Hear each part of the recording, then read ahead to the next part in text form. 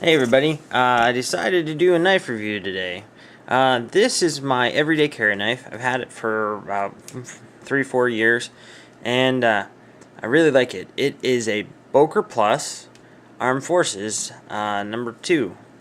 They make them in a couple sizes, number 1, number 2, and I think there used to be a number 3, but I couldn't tell you that for sure.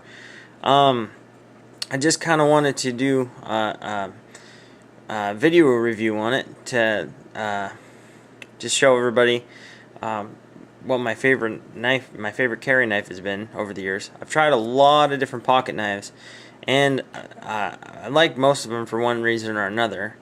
But this one is the one that's stuck with me the longest, and I just thought it'd be kind of cool, instead of just like putting a comment in one of Skallagrim's videos, to kind of do sort of a video review response in the same style. Just thought it'd be kind of fun. So this is a Tano style blade. They do come in a spear tip, though it's not nearly as common. As you can tell, it's got some little bit of serrations down there. The blade is just under 4 inches long, and overall it's just over 9 inches in length. The grip, as you can tell, is actually pretty big, but surprisingly enough, it actually fits in the palm really comfortably.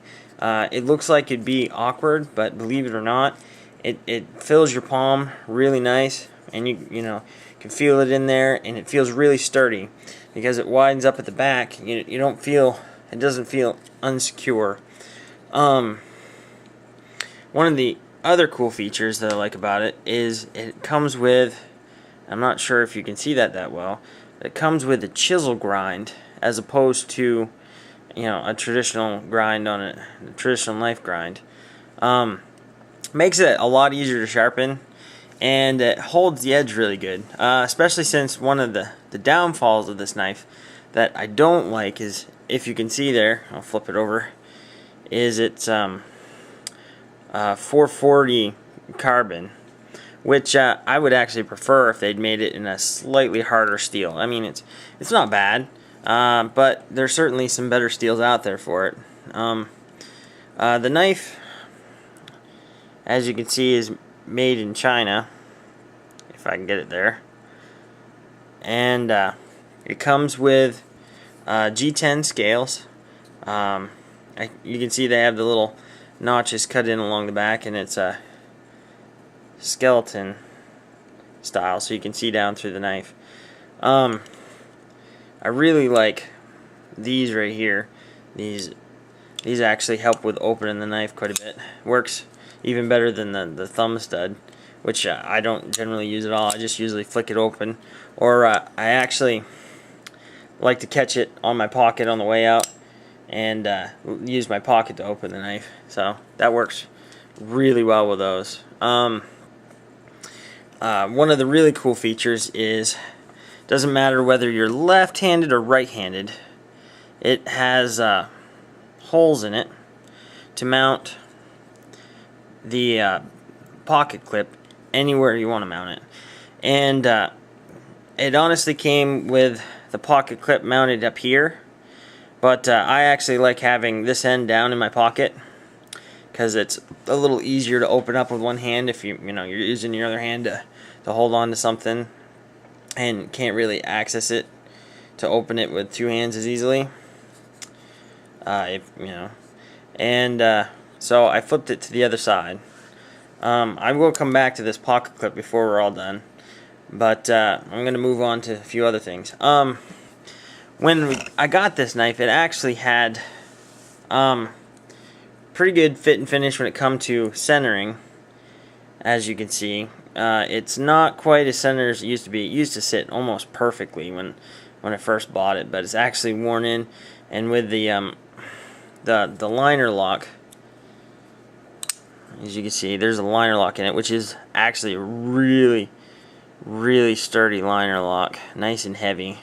I mean, you can feel the pressure there, and it's worn in good.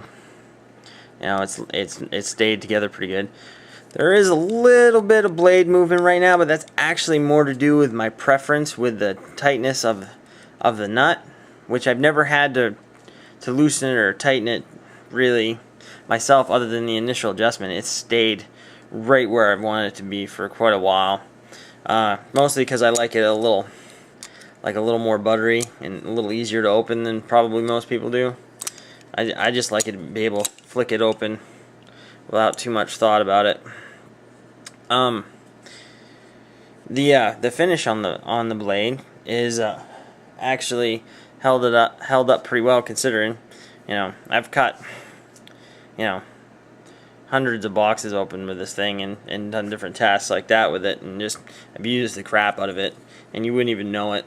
I mean, if you can look real closely at the scale, you can see pretty decent scuff mark in there, but I mean, you can't really feel it if you're going after it. I mean, you know, the finish on the clip has stayed pretty well. You can see where I wore it off some. All in all, this knife has been excellent knife to carry. Columbia River actually makes a very similar knife called the M16 model, which I would actually like to pick up because it's kind of got a lot of the same features, and it looks like it has an even nicer grip to it. Personally, with this knife, I would actually prefer if it didn't have the serrations. That's something I'm not really a big fan of, serrations on pocket knives. I know they are good to have on pocket knives. In some cases, I would actually prefer to be able to get pretty much any knife with or without serrations, so that way I could, you know, pick and choose what I wanted. And you know, this one you don't really have a choice. If you want one, you have to get it with the serrations on it. But the nice thing is that it's not a very long section of serrations, so it doesn't really get in the way if you don't want it to. I've seen some knives where the serrations go almost all the way up the blade, and that's just a pain in the butt. Out of the box, this thing was shaving sharp. I know Skallagrim doesn't like to use the term razor sharp, and I kind of understand where he's coming from. So yeah, this thing was shaving sharp. Now it does a pretty good job. I can cut paper really good. I just sharpened it recently, but you know, I didn't have to sharpen it for a couple years. But yeah, right out of the box, this thing was awesome. I just fell right in love with it. It's quite easy to sharpen because you know, the Tano style, it's pretty flat, so you know, you don't have to work around the curves or anything like that. I have one of the Jim Wagner Bokers as well, and that thing was a pain in the butt because it's got a huge curve in the center of the blade. It's so hard to sharpen with a traditional stone. It's pretty much impossible. You have to have, you know, special kinds of sharpeners to do it. But all in all, blade movement's not too bad. Mostly, I can actually tighten that right up so there's no blade movement if I want to, but it does kind of affect the opening and closing of it a little bit. And like I said, if you do get it, do expect it to settle in a little bit off to the side, away from the clip or the liner lock. I mean, the last thing I wanted to talk about, I wanted to come back to the pocket clip or belt clip.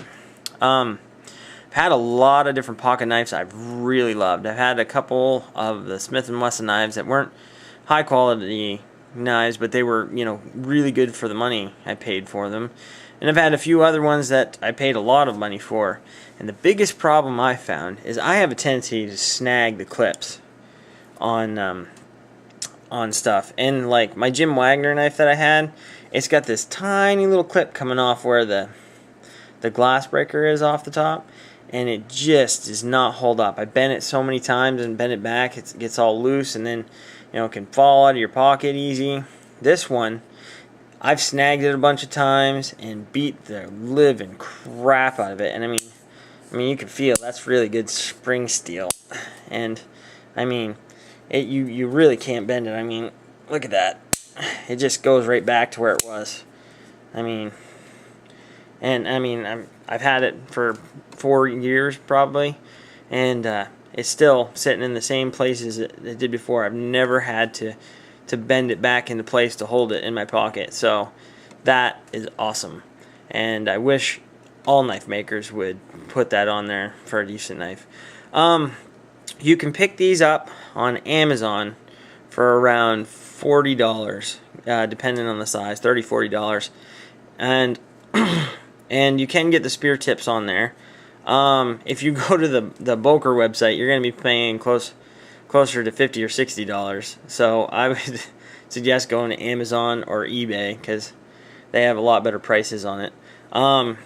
If you don't want to get the Boker, Columbia River does make the M16, which is very similar with the same kind of grips on it. I think it might actually even be a slightly better blade steel, but the basic idea is the same. So yeah, I would highly recommend this knife. It does have a few drawbacks, but all in all, for the price you pay for it, it's been one of the best knives I could have bought. I hope you enjoyed the review, and thanks for watching.